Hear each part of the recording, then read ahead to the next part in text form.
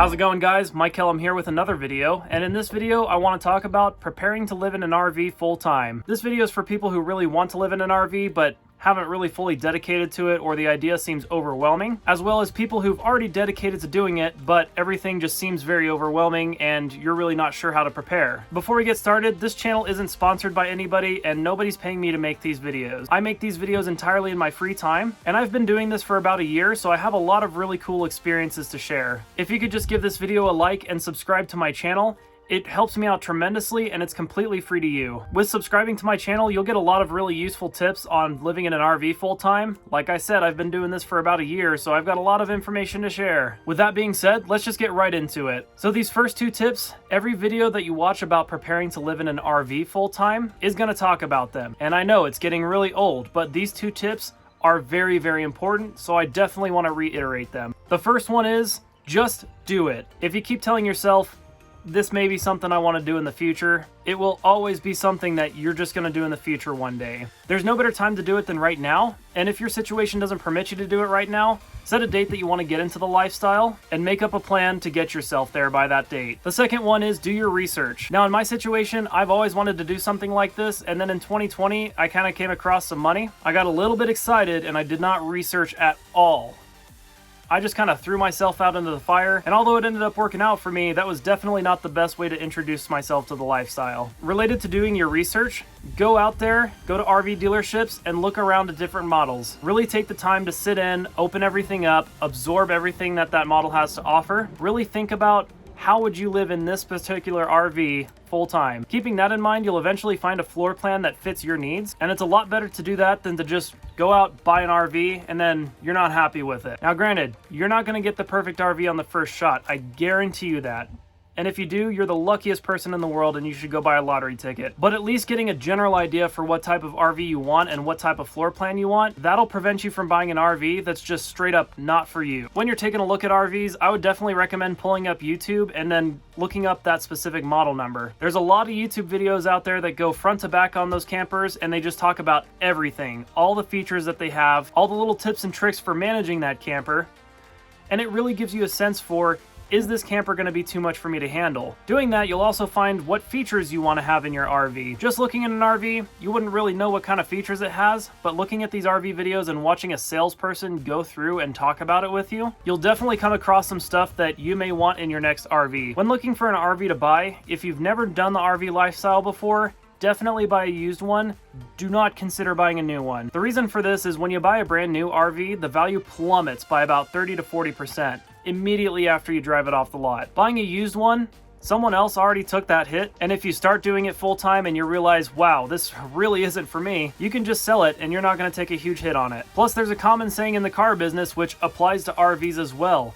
Everybody drives a used car. Just like everybody drives a used car, everybody has a used RV. It's only brand new until you pull it off the lot, and then it's used. So why would you waste your money on buying a brand new one when you're just going to turn it into a used one the second you drive it off the lot? There are exceptions to this. With the massive RV shortage these days, a lot of times it is cheaper to get a new RV, and in those cases, then it might be worth considering a new one. But as a general consensus, used is pretty much always better. My next tip is watch a lot of YouTube videos. Watch a lot of videos where people are going out and doing pretty much what you want to do. Everybody lives the RV life a little bit differently. Some people live in their RV and just stay stationary. Some people live in their RV and they're traveling the US. Some people live in their RV and they're just kind of going around the same area but just to different places. Look around on YouTube and find an RV channel that's going to do pretty much what you're planning to do. Watch their videos religiously. Every time they post one, watch it, and doing that, you'll get a really good sense of, wow, is this something that I really want to do? And you'll also learn a lot of tips and tricks for the specific kind of RV living that you're going to be doing. The next tip I have is consider your budget. As an RV salesperson, I see a lot of people who really just don't even think about the cost of an RV. They just think it's a lot cheaper to live in an RV than it is to rent an apartment, and in some cases that is the case. But there's a lot of expenses that most people don't factor in. The biggest one is gas. I don't know why nobody thinks of gas, but aside from trading up your rig to another one, that's probably going to be your biggest expense living in an RV full time. The other thing no one really considers is insurance. Since you're going to be living in an RV full time, you definitely want to make sure you have a great insurance policy. One that'll cover your RV if you cause an accident or if a natural disaster happens. And not only that, but you'll want insurance that covers a hotel just in case something happens to your RV. Factor everything into the best of your ability, kind of give a rough guess for what you think it'll cost you to live in an RV. Double that budget and you should be good to go. The next tip I have is join Facebook groups and just groups in general. There's a lot of full-time RV living and full-time camping groups out there, and trust me, they're very, very valuable and they're usually free to join. Even especially once you start to get into it, it's still really helpful to be in those camping groups. You can just post up a question about it and almost always someone's got an answer for you. Doing that, you can also meet people who are already doing it, go talk to them over lunch, and just find out what do they think of it. They can also give you a lot of pointers and tips, and they can give you a lot of advice and information to help you decide, is this something you want to do, or is this something that you're going to enjoy doing, as well as how to make it work correctly. Don't get me wrong, watching YouTube videos all day, like this one, can help you out a lot, but nothing quite beats having a conversation with someone about it. The next tip I have is consider your pets.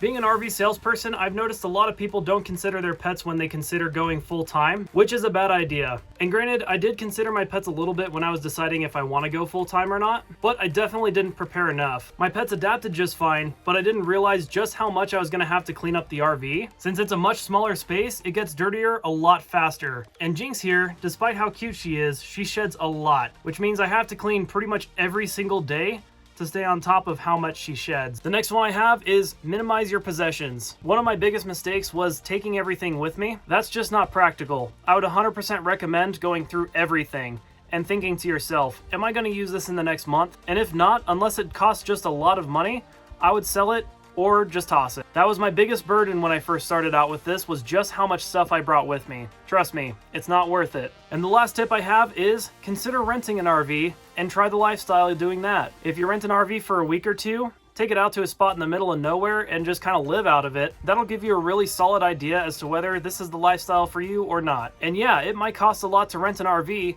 but it costs a whole lot more to purchase one and then decide that you don't want to do it. And when I say it costs a whole lot more, I don't necessarily mean money-wise, because you can just sell it for pretty much what you bought it for these days. I'm talking about mostly wasted time and energy. Well, that's it for this video. Are you living the full-time RV life right now? Leave a comment and let me know what your suggestions are. Do you have any tips and advice for anybody who's considering it? And if you have any questions, don't hesitate to ask me in the comments. I'll try to respond as quickly as I can. And we'll see you guys in the next video.